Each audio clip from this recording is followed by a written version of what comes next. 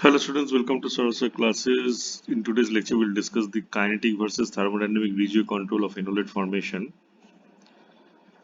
Now let us begin this lecture by saying that we have been given an unsymmetrical ketone over here, okay?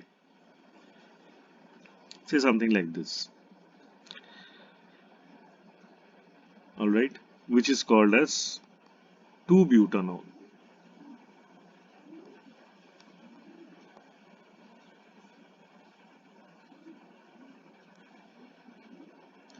Now here deprotonation can take place at either of the alpha carbons, that is this one and this one, and it can result in the formation of two kinds of enolates. So by varying the reaction conditions, one can control the regioselectivity of the enolate formation over here. So when we are using the LDA, that is lithium diisopropylamide, at low temperatures, then irreversible deprotonation takes place from the least hindered carbon over here, which is obviously kinetically controlled. And so the enolate formed over here is going to be called as the kinetic enolate, which is the one written over here. So this is our kinetic enolate, which is formed by removing the proton from this carbon, that is the least hindered carbon. Now if we want the deprotonation to happen from the more hindered carbon, okay, which will result in the formation of the thermodynamic enolate,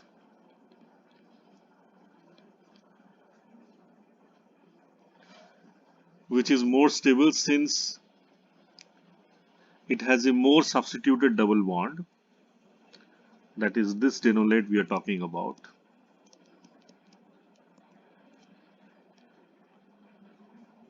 For this to happen, the thermodynamic enolate is favored when we allow the reaction conditions to equilibrate using higher temperatures. So even if we are taking or doing the reaction in a higher temperature, the kinetic enolate can get converted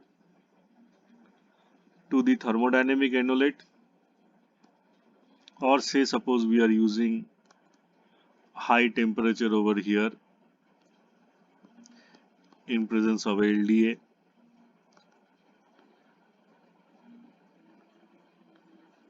So we are using high temperatures, or we can use an excess of ketone. Then also it will lead to the formation of the thermodynamic enolate. Or suppose we are using a weaker base.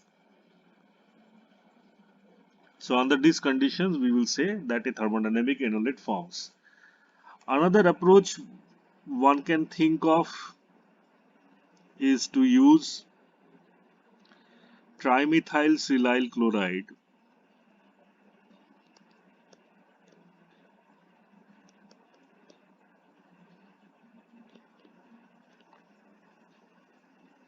to give the thermodynamic silyl enol ether. So this is another approach by which the thermodynamic enolate can be trapped. That is OTMS. Now the thermodynamic enolate from this silyl enol ether can be regenerated by the use of fluoride ion. So we can use something called tetrabutyl ammonium fluoride, which is abbreviated as TBAF, to regenerate the thermodynamic enolate, which is written as follows. And then one can use the alkyl halide, where the nucleophilic alpha carbon will react with the alkyl halide in a SN2 fashion, and subsequently we will have the alpha position, which is most sterically hindered in an unsymmetrical ketone, being alkylated. Okay. So this is how we prepare a thermodynamic enolate or a kinetic enolate, but by varying the reaction conditions. Okay.